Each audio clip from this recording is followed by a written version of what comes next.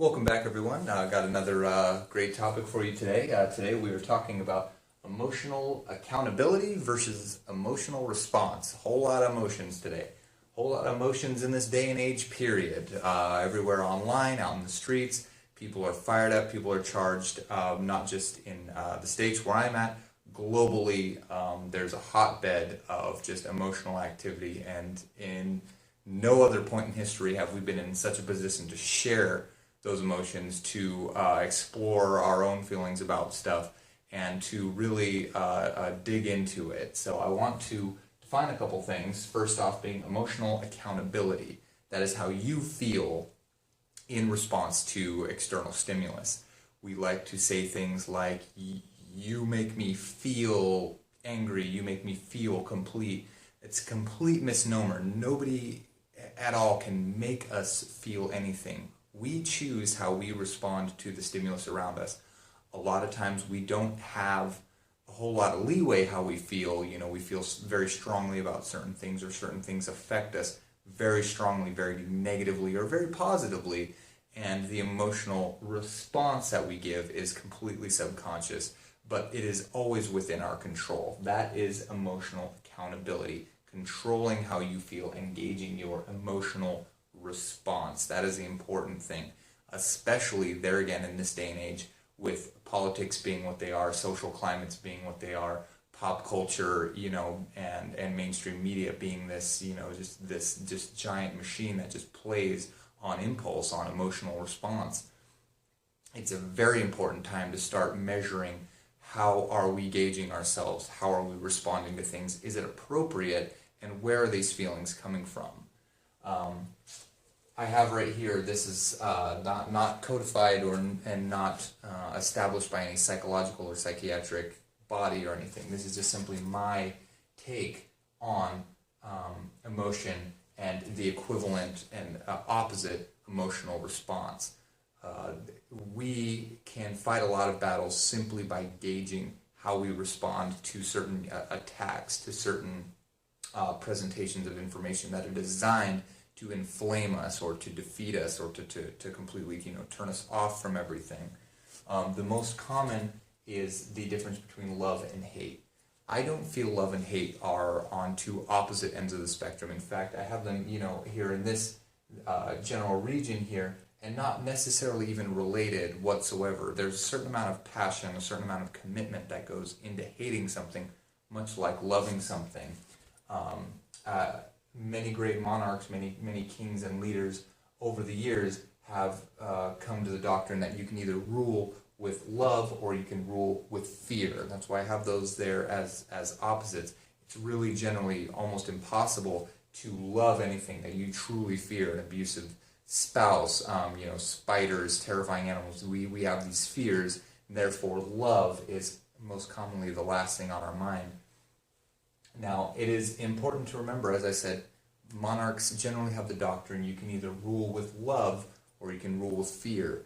Remember in the story of Robin Hood, Prince John ruled England with fear, heavy taxes. He promoted the power of the wealthy and built upon the backs of the peasants. He ruled with fear, not with love. When King Richard returned after the Crusades, he was well received, he was well loved, he was well respected, he was returned to the throne. Prince John was executed. And that's generally how history tends to remember people in a position of power who rule either with love or with fear. Especially these days, as an example, when we talk about Syrian refugees from any country, a lot of people are scared of what they're going to bring into their country, what they're going to do to their country. So a big push to counter that is with love. Speak to them about the women, the children, the things that identify you with them. Counter fear with love, counter love with fear, with terror. That's generally what will tip the scale in that. As far as hate goes, we have people that hate us. There are terrorist factions, other splinter groups and hate-filled organizations that are trying to spread dissent, that are trying to push certain people out. The National Socialist movement, fucking Nazis. I mean, there's nothing else to call them. I mean, They can call it turd a fucking rose, but it still smells like shit. Regardless, they try to inflame people, to get people riled up, to scare them, to push them out. And the best response generally is disinterest, is apathy. Don't let them fire you up. Don't let them draw you into a conflict that they so desperately want. That guy, Spencer, whatever his name is, I don't care what his name is, got punched in the side of the head, which was awesome. I personally enjoyed seeing it. However, that fuels his agenda. Now he is the victim, and he will play to that role. That he's painting his own narrative. That now he can't even go in the streets now because he fears, oppression and X, Y, Z. A better response is to just stop listening to these guys when they're not in the streets, when they're not forcing their way into your home or attacking your friends and neighbors. The best thing you can do is just mute them, shut them up. I'm not talking about rolling over, being complacent, playing the victim. I'm not talking about any of those things. I'm talking about genuine disinterest, genuine apathy. Charged emotional responses are often the sign of a weaker side.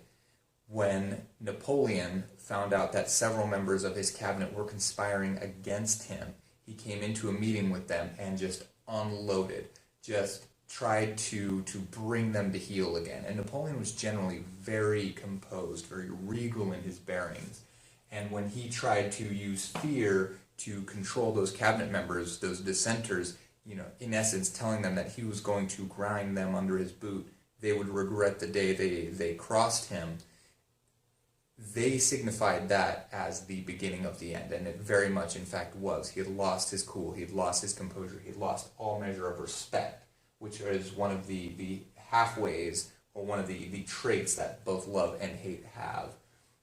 There's respect, disrespect between hate and fear, disinterest between fear and apathy, and interest between love and apathy. Now these are not necessarily the bridges, the counters, or anything like that. Those are just common quadrants that they all share.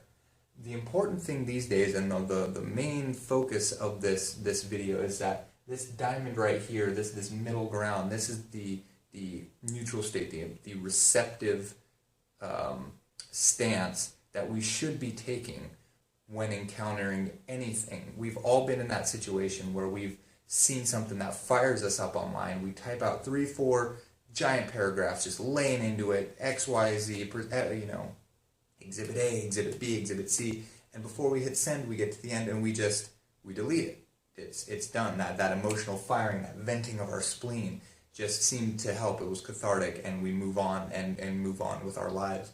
That is a typical emotional response, and it is one that we should be encouraging.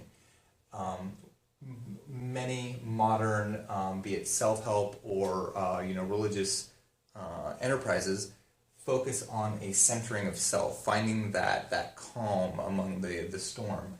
And that's kind of what this is here. If you're charged with somebody who's in your face, they're trying to drag you into an open conflict, take a step back. Should you even be interested in what they have to say? I can guarantee that the second you turn that off, their anger will intensify, and much like a bee coming to sting you, they will in fact eviscerate themselves. They will cast themselves onto your stones. If you are an immovable rock who just couldn't be bothered with the gnat buzzing in your ear, they will eventually lose power. They will break. And then at that point, you can reevaluate what then emotional response do you need to take. No one of these is always going to be the one answer to any scenario. You need to be able to be flexible. You need to be emotionally accountable and realize what you're feeling, what the end goal is of the confrontation that you're in, and charge a correct and appropriate emotional response. That's really what it comes down to, is that we have a lot of knee-jerk reactions. We live in an information age where we can share our emotional responses instantly. But should we? Are we sharing the correct ones? Are these ones properly executed to increase our own power, diminish the power of our enemies, and earn us respect in the eyes of our peers? Even if you're fully convicted and on the right side of an argument, an emotional charged response can oftentimes lose you that respect, even among people who you call friends. You can look like a douchebag. You can look like an idiot. Even if you're saying the right things at the right time, you may not be saying them in the right way. You may not be coming at it with the correct emotional response. So think about this.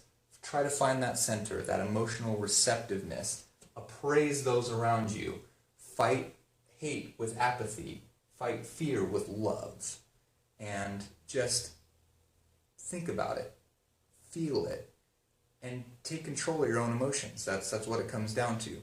We're not robots. You don't have any buttons to push. So don't give that power to anybody. You are your own God. We are our own gods. Emotional accountability is the #1 staple to that. Hail Satan.